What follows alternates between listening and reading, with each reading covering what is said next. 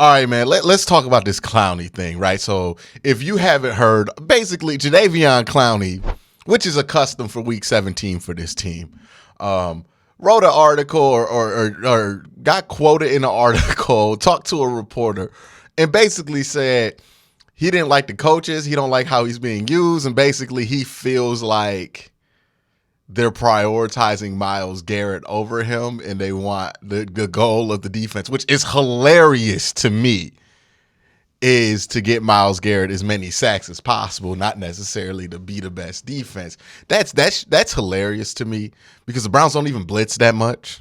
So, like, if the ideal was to get Myles, like, I clearly, if you try to logically understand why Clowney said what he said, it's not going to make much sense. I think we're viewing this all in the wrong lens. Clowney is a grumpy man at a job that he don't really like to do, right? Like, we make the jokes about how Clowney, like, kind of indifferent on this whole football thing, right? And we all have had coworkers in life. No matter what job we're at, but no matter what job we're at, no matter where you're working, it could be at Wendy's, it could be at the office, it could be at a construction site. Maybe you deliver packages. We all know there's that one dude at every job site. That's the old and grumpy dude. That's who Jadeveon Clowney is. And much like when old and grumpy dude starts complaining, you can't be sitting here trying to parse together why he feels like that and take it serious. It's the same way we don't really need to take the specifics of what Jadeveon Clowney said serious, because he's the old grumpy dude at work. That's who he is. He don't want to be there. It ain't no job you going to put him in where he does want to be there. He just kind of that guy who likes to be grumpy at work. And what happens in locker room dynamics is that guy normally just kind of gets ignored. Like, oh yeah, that's just Clowney. He just be grumpy, right? Like, that's usually how that thing goes. Now, where we fall into the trap, and I'm saying we as media, is we always have to do like a meltdown or act like this is like some kind of indictment on a larger culture. And I understand the instincts to go there because you see a guy like that and you're like, oh, he's going to influence young guys, and young guys are, no, he's not. No, he's not. The same way Tony Grossi has no effect on how I do my job, it's the same way Jadeveon Clowney is not going to affect somebody who is going to do the right thing to not do the right thing, right? Like, think about that like this. I am technically a colleague of Tony Grossi's. Like, we work in the same field. We cover the same team. The same way I'm not going to let his attitude become my attitude is the same way that somebody's going to look at Clowney and be like, yo, that man grumpy. I'm going to just let that man be. You know what I mean? Like, it's the same exact way. Like, I'm not going to sit here and act like some of those dudes just because those dudes exist. But we don't look at it like we look at everything else when it comes to football. We have a more childish lens that we view football with because most of us have football experience in our adolescence, right? In high school and in middle school. And we think about how football locker rooms work then. But this is a professional locker room filled with grown men. And that's going to work more like a workplace than like how you remember your locker room working in high school. And how that works is, oh, there go that grumpy man. Look at Clowney. Like, I bet people be like, yo, Clowney grumpy, dog. Like, they just be making jokes, be getting them on TikToks and shit. Like, this is what you do with the grumpy dude at work. And you can't sit here and listen to every word that the grumpy dude says and take it verbatim or take it as some kind of indictment in the locker room, because you go in the league, there's a grumpy dude at every job. Every job in the NFL. It's a grumpy dude. And that's what Jadeveon Clowney is. He is absolutely the most miserable guy at your workplace. The guy that leaves at 5 and shows up at 9. And look, I don't have any slight towards that guy because, yeah, I'm not going to lie. At some jobs, I was that guy. I'm going to show up at 9. I'm going to leave at 5. This job is getting what they pay me for. I'm not giving no extra, right? Sometimes it be like that. I'm not shading him for it. But we have this expectation of every football player that some of them don't think this is a job to them, and that, you know, we want them to have a more whimsical approach to this. And that's just not realistic. Some of these dudes just play football because they're good at it. That's okay. Not every football player who plays it has to have this dying love for the game that I have or that you have. Because ultimately, the only reason I'm here is because of my love of the game. I don't know what it would be like if I was really good at something that I didn't really enjoy. I actually kind of do. Because there are things I'm really good at that I don't enjoy, but I pursued for a long time because I was good at it. But that didn't mean I loved doing it. But I was good at it. You know what I mean? Like, you good at some stuff, you got to keep doing it. Like, that's usually how you get pushed when it comes to society is you show a proclivity to do something well, people going to make you do it more. But that's all Clowney is, man. Like, I think the thing where I disagree with everybody at, right? Do I agree that what Clowney said was ridiculous? Absolutely. Do I agree that it's probably time to let go of Clowney? Yeah, this one pushed me over the edge. As much as I appreciate his transparency and appreciate how he just has a no frills attitude about his entire public image, I also understand you can't bring that dude back. He don't want to be here no more. It's clear he don't want to be here no more. The same way you couldn't bring Baker back when it was clear he didn't want to be here. The same reason you couldn't bring and can't bring Odell back because he does not want to be here anymore. It's the same reason you can't bring Clowney back. He don't want to be here no more. Like, it's a wrap for him, right? But that being said, that's as far as we got to go with it.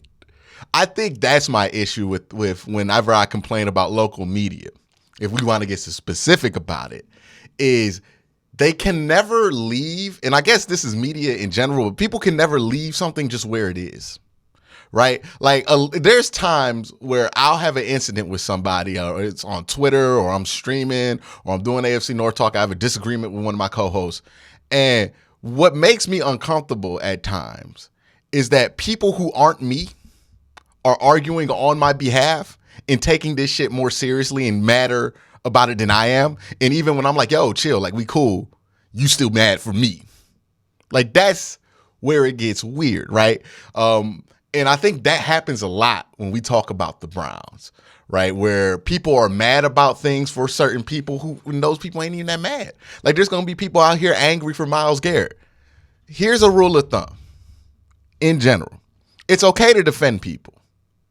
But if you're at the point to where you're angry for somebody, you might want to just chill, especially if you don't know that dude or lady. You know what I mean? Like, that's always awkward for the person that does not know you when you do that. Like, it's cool to defend somebody reasonably, but like, once you get to the point to where you just outrage for somebody, that's energy that usually ends up just being destructive and not helpful. I mean, like, whenever we talk about the downsides of cancel culture or whatever it is, that's what it is people being upset for people who weren't even that bad to begin with.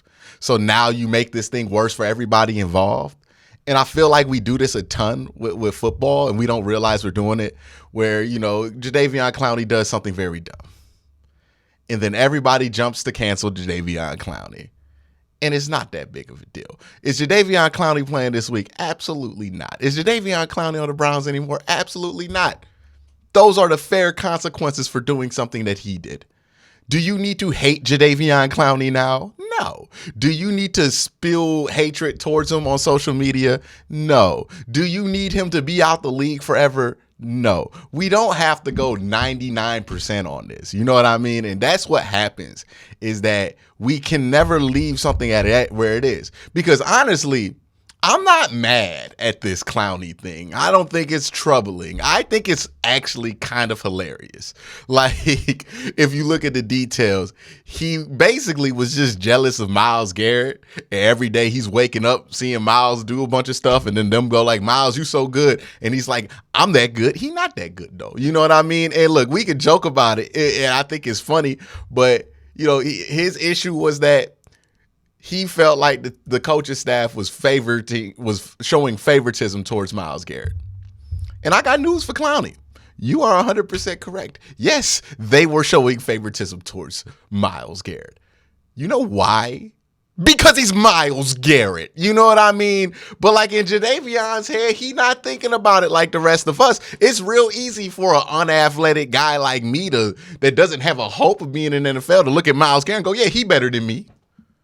But like Jadeveon Clowney, he's supposed to be Myles.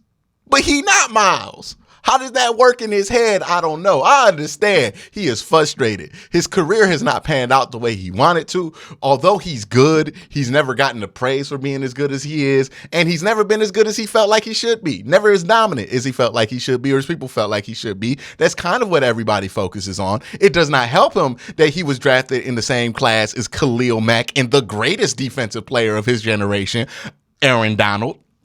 So it looks even worse for him. And then it doesn't help that he ain't never got paid. I understand his frustration. I understand why Jadeveon Clowney is 100% absolutely the grumpy old man at work. That being said, though, the rules still apply. You don't listen to the grumpy old man at work. You don't listen to him talk and go, man, this Wendy's is a disaster because Harold said so. You know what I mean? Like, the grumpy dude at work does not dictate what the larger culture is because that dude's kind of out the culture at that point, right? Like, you stopped listening to him a while ago. He stopped making contributions to the larger culture of the team a long time ago. And that's fine. We have this expectation that every good player has to also be a leader. That's not true. Like, people try to make Nick Chubb a leader. That man is a good running back. He's not a leader. That's fine. He don't gotta be a leader. He's good at running the football. That's his job, right? Myles Garrett, he's somebody who tries to be a leader.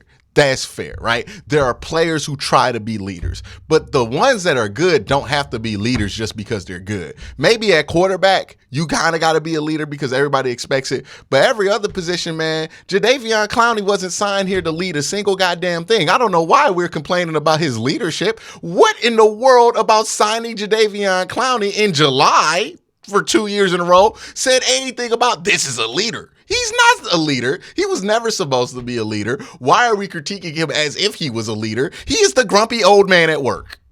You know what I mean? Not everybody that's been at the job a long time is a leader for good reason, right? We have seen this dynamic in our professional lives before. If you have worked in your professional life, hell, if you've been to a school, you know that there are people who have taught at a school for a very long time that don't get taken very seriously for a very serious reason. You know, they're good at one thing, but they're not leading. Not everybody who's a 5-year vet got to be a leader. We gotta kill that, man. Because honestly, when everybody thinks they're a leader, nobody's a leader. There are certain people who can lead, and those are the people who want to lead. You know what I mean? They have the tools to do it and the energy to want to do it, and they love people enough to keep in touch with everybody. Other people are introverts. They don't like people. They grumpy, and they ain't doing all that leadership. And that's fine too. We need to let those people be them people, man. Let people be themselves. Let Jadeveon Clowney be the grumpy old man at work. He gonna be the grumpy old man at work on some other team. He's not gonna be on the Browns anymore, and he gonna do the grumpy old shit somewhere else. But we don't have to go all the way on it. We can acknowledge that this is hilarious, that Jadeveon Clowney's time here has passed up, and just kind of have fun with it. So that's my take on it. You know, I've seen a lot of people get uber serious about this. It just didn't hit me that way. I just feel like he is a grumpy old man at the job. And you know how them dudes be. Right? We all know how them do. Maybe you watching this video are that dude. And you even know if you are that dude, keep it a buck. You just be saying stuff sometimes. Because you're mad and you don't want to be here no more. So you just say stuff. It ain't stuff you really serious about. It ain't stuff you even willing to stand 10 toes on. You just saying stuff because you're grumpy. We all know. We all been there. But that's what this whole Clowney thing is. I don't think it's an indictment on anything larger. You know, I feel like we do this every year. The Odell situation, everybody got like into like a 12-piece think piece about it. And it was just something that was funny. Baker sitting out the end of the year last year, people wanted to make it like, you know, either he was like the worst human in the world or the best person in the world standing against a corrupt medical. It was something stupid like that. When it was just a dude being like, yeah, I probably ain't gonna be back. Like, that's all that is. Sometimes it's not that deep.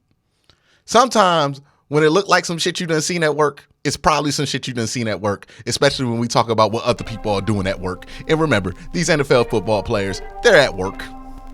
That's all. That's all.